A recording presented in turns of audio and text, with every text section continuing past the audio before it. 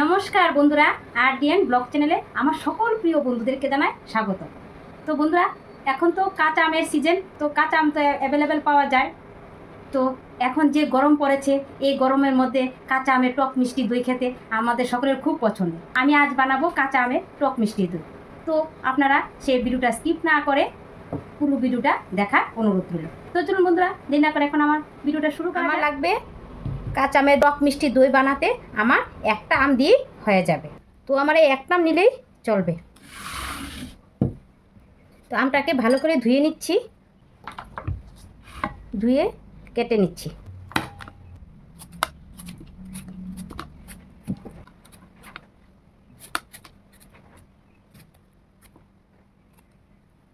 তো আমার আমটা কাটাও হয়ে গেল।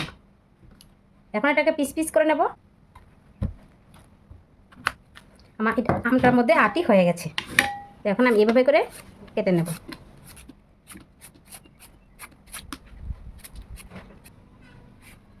দেখুন আমার আমটা নেওয়া হয়ে গেছে। এটা হলো আমের আটি, এটাকে আমি ফেলে দেব। এখন এগুলিকে আমি একটা মিক্সিং জারের মধ্যে নিয়ে নিচ্ছি। দেখুন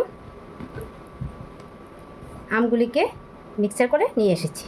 এখন আমের পাল্পগুলি কড়াইয়ের মধ্যে ঢেলে দিচ্ছি, দিয়ে ভালো করে নেড়ে নিচ্ছি।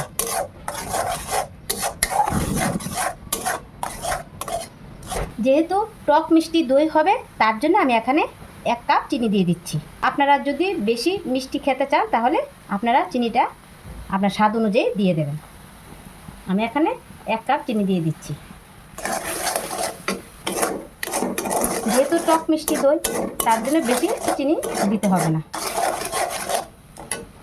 আর মিষ্টিটা ব্যালেন্স আনার জন্য আমি এখানে দিয়ে দিচ্ছি সামান্য পরিমাণ নুন।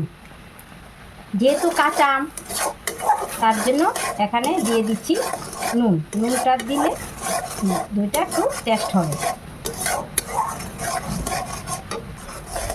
চিনিটা দেওয়াতে কি সুন্দর জেলি জেলি টাইপ হয়েছে।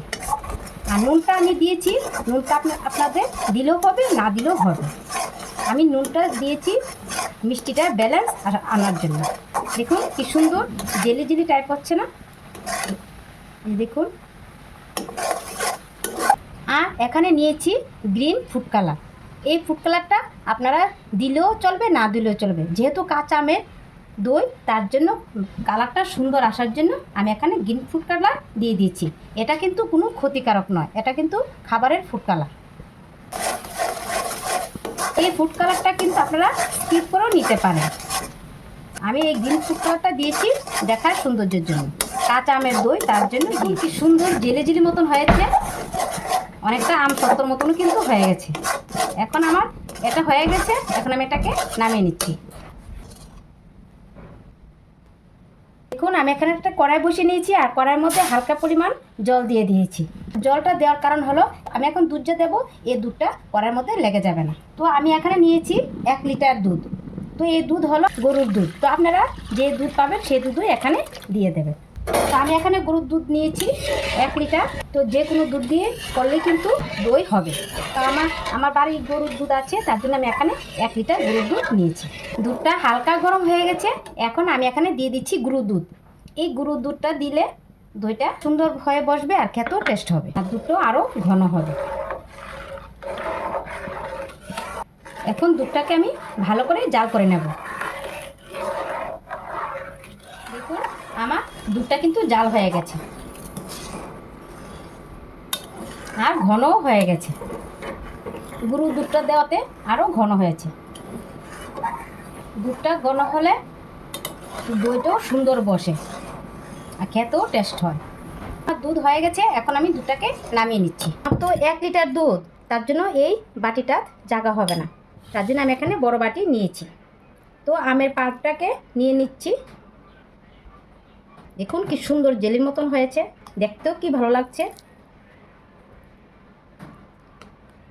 আর এখানে আমি 2 চামচ দই নিয়েছি। তো দইটা কিন্তু নর্মাল টেম্পারেচার হতে হবে। আর বেশি ফ্রিজের দই হলে কিন্তু দুধটা ছেড়ে দেওয়ার সম্ভাবনা থাকবে। জলটা আমি আগে থেকে ঝরিয়ে নিয়েছি। এখন দই আর আমের পাল্পের সাথে ভালো করে মিশিয়ে নিচ্ছি। দেখুন দইয়ের সাথে আমের পাল্পটা ভালো করে মেশানো হয়ে গেছে। তো দুধটাও আমার ঠান্ডা হয়ে গেছে। দেখুন বেশি গরম হলে কিন্তু দই বসবে না। এখন আমি দুধ এই আমের পাল্পের মধ্যে ঢেলে দিচ্ছি। ঢেলে দিয়ে এখন ভালো করে মিশিয়ে নিচ্ছি। দেখুন আমের পাল্পের সাথে দুধ মেশানো আমার কমপ্লিট হয়ে গেছে। কালারটাও দেখুন কাঁচা আমের কালার এসেছে।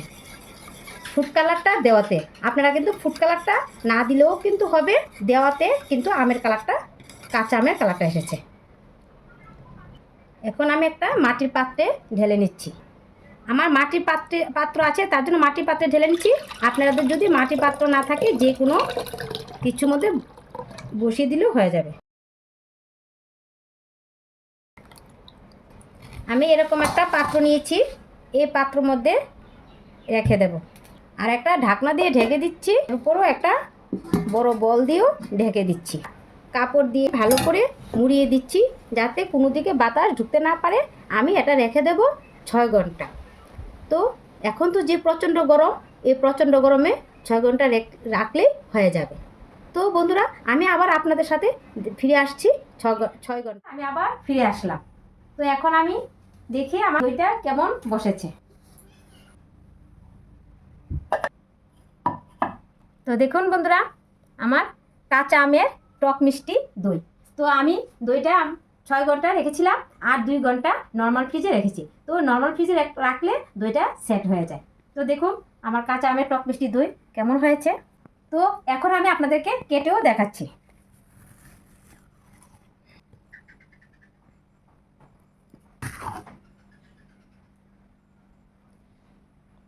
আমি তো এটাকে পাতিল থেকে দইটা বের করে দেখালাম। এবার আমি এখন আপনাদেরকে খেয়েও দেখাচ্ছি। দেখুন